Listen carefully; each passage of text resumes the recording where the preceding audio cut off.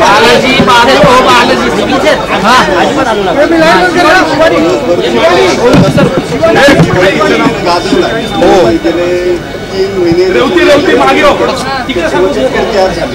खरं म्हणजे आज तमाम महाराष्ट्रातल्या माझ्या लाडक्या बहिणींच्या जीवनातला आनंदाचा दिवस आहे। आज 1 कोटीपेक्षा जास्त मुख्यमंत्री माझी लाडकी बहीण योजना या योजनेतून आमच्या बहिणींच्या खात्यामध्ये पैसे गेले। 14 तारखेपासून सुरुवात झाली। आज मोठ्या प्रमाणावर आपण त्याचं लॉन्चिंग केलं। आता उर्वरित आमच्या बहिणींच्या खात्यात पैसे जातील आणि जे उर्वरित आहेत त्यांचे फॉर्म जे अर्ज आहेत त्याची स्क्रुटिनी सुरू आहे आणि त्यामधून देखील 1.5 कोटीपेक्षा जास्त ज्या आमच्या बहिणी आहेत ज्या 1,40,00,000 अर्ज आले। आणखी अर्ज येतील। अर्ज जसे जसे येतील तसे त्याचे स्क्रुटिनी होईल, पडताळणी होईल आणि त्यामध्ये आम्ही सुटसुटीत सगळं केलेलं आहे। त्यामुळे आज एवढ्या मोठ्या प्रमाणावर आमच्या बहिणींच्या खात्यामध्ये पैसे गेलेत हे एक मुख्यमंत्री म्हणून मला त्याचा आनंद आहे। कारण सर्वसामान्यचं सरकार आपण म्हणतो आणि म्हणून सर्वसामान्यांच्या खात्यामध्ये पैसे जाणं हे आमच्यासाठी खूप मोठी बाब आहे, अभिमानाची बाब आहे। आणि तो आज तो कार्यक्रम होता।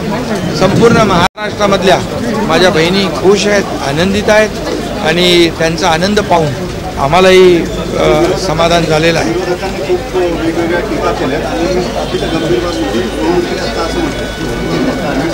विरोधकांनी अनेक वेळा या योजनेमध्ये खोडा घालण्याचा प्रयत्न केला, वेबसाईटच्या संदर्भामध्ये किंवा फोटो बदलण्याचे प्रयत्न झाले, योजनेचे बदनाम करायचा प्रयत्न करण्यात आला। अशा पद्धतीचे खूप ॲक्टिव्हिटीज त्यांनी फॉर्म अपलोड होणार नाही। सगळ्या अडचणी उत्पन्न करण्याचं काम विरोधकांनी केलं। कारण जेव्हा ही योजना आम्ही जाहीर केली, एका दिवसात योजना कुठली जाहीर होते आणि त्याचा निर्णय होतो असं होत नाही कधीच।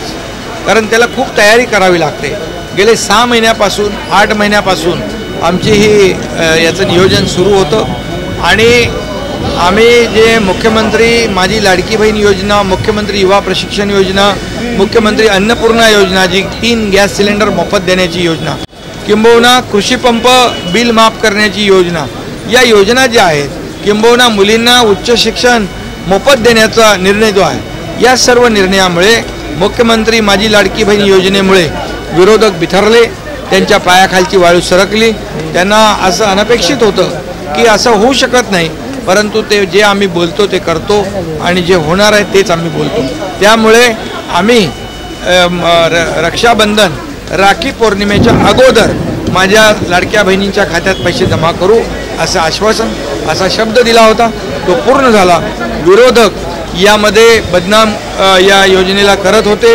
ही भीक आहे, हे विकत घेण्याचं आहे, ही लाच देत आहे का? माझ्या बहिणींच्या बद्दल असे उद्गार विरोधकांनी काढले हे लांछनास्पद आहे आणि म्हणून यामध्ये माझ्या लाडक्या बहिणी, मी काही बोलत नाही, मी आरोपाला कामातून उत्तर देतो, म्हणून माझ्या लाडक्या बहिणी त्यांना योग्य ते उत्तर देतील।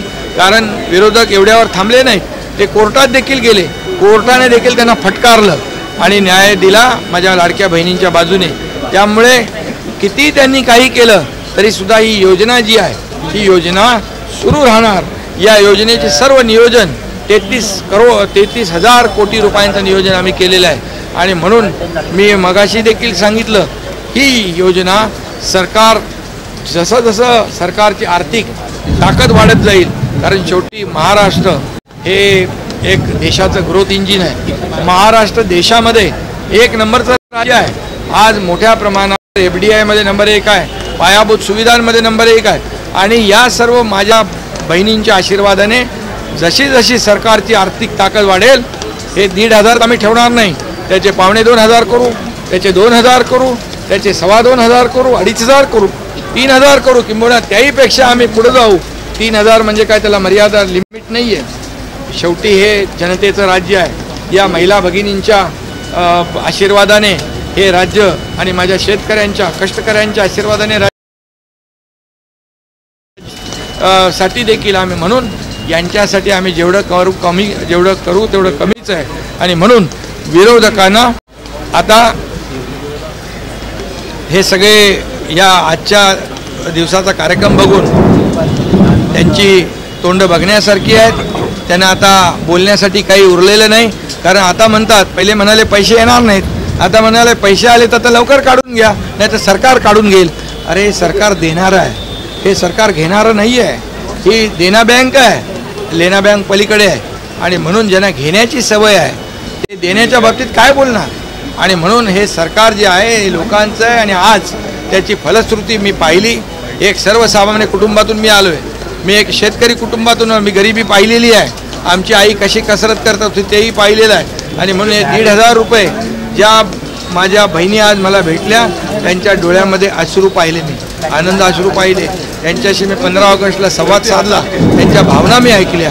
त्यामुळे आजचा दिवस माझ्यासाठी मुख्यमंत्री पदाची शपथ घेतली त्या दिवसाचा जेवढा आनंद झाला त्यापेक्षा कितीतरी पटीने आज मला जास्त आनंद झालेला.